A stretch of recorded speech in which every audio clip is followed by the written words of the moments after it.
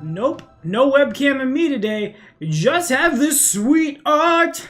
What's going on, guys? My name is Tommy. Welcome back to the channel. And welcome to the first episode of, I'm gonna basically call it a series, but it's gonna be in our Pathfinder 2nd Edition preview playlist, The Inner Sea 2, a BDG preview.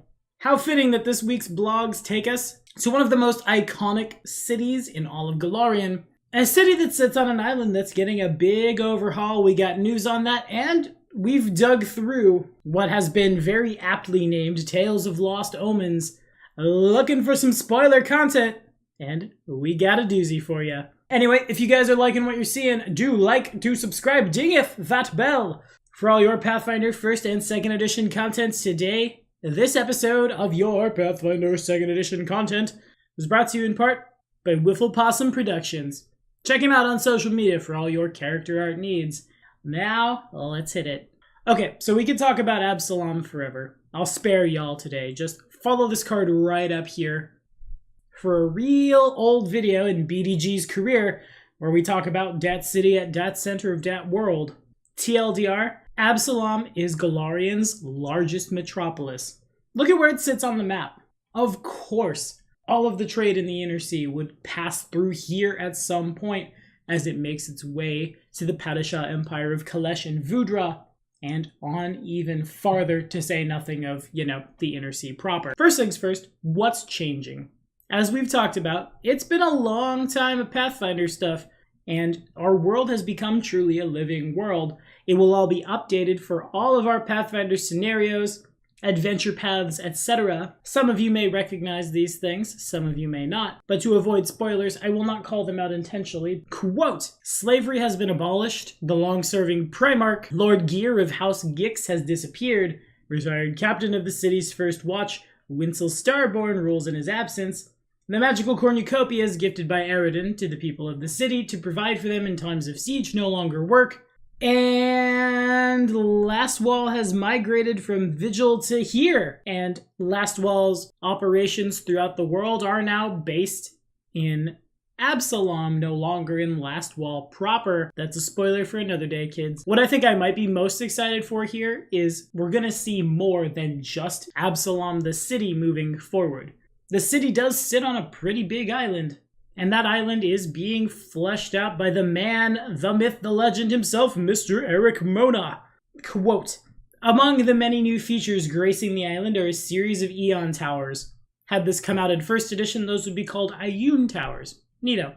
Monolithic towers with glowing pinnacles believed to have been created by the last Aslanti, Eridan himself. The Eon Towers and much of the interior of the Starstone Isle play a prominent role in the sophomore 2nd edition AP. Extinction Curse. Well, that's terrifying. The Age of Lost Omens World Guide, including 1 magic item, 8 character backgrounds, because really, you could spit out 1 billion of these in 30 minutes if you tried hard enough. And the Pathfinder Agent archetype, because of course this is where the PFS is housed. Now, we see a couple of interesting tidbits of lore spoilers in our bit of fiction today. First and foremost, this fun paragraph right here.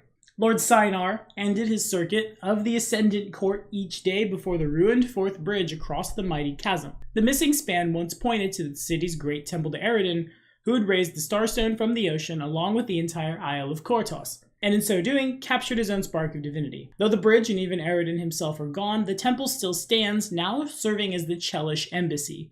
Despite the addition of infernal insignias of House Thrune, and yeah, that's all we need to read.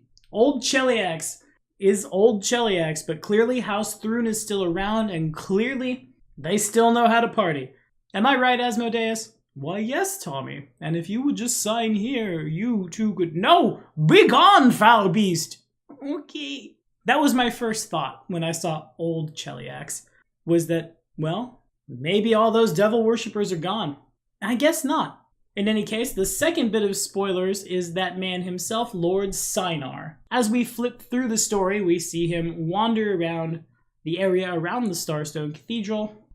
Lots and lots and lots of exposition later. His gaze turned from the repurposed Eridanite temple towards the towering cathedral at the city's heart. From this vantage point, he didn't see the gulf separating him from the home of divinity, and the sights and sounds of the bustling metropolis fell away. with the focus of an owl trained on its unsuspecting prey. He was aware only of the Starstone Cathedral and the power within. And just like every other day, he said one word, quietly to himself, before turning and walking back to his stately manner and the day's extravagances. Soon. So yeah, very clearly this Lord Sinar individual will probably have some greater role to play in Absalom at large, perhaps in an AP, perhaps he's a deity we're about to see. Who knows? Again, time will tell, my friends. But that's all we got for today. Are we excited to see more about Absalom outside of, city itself? Have we adventured here? I'm actually about to adventure here, quite literally. Session 1 of our in-person game will take place on the Isle of Absalom, because when you have a Razatlani girl, a Nexian bureaucrat, and a Tengu, we're gonna need a pretty unique place to jam them down.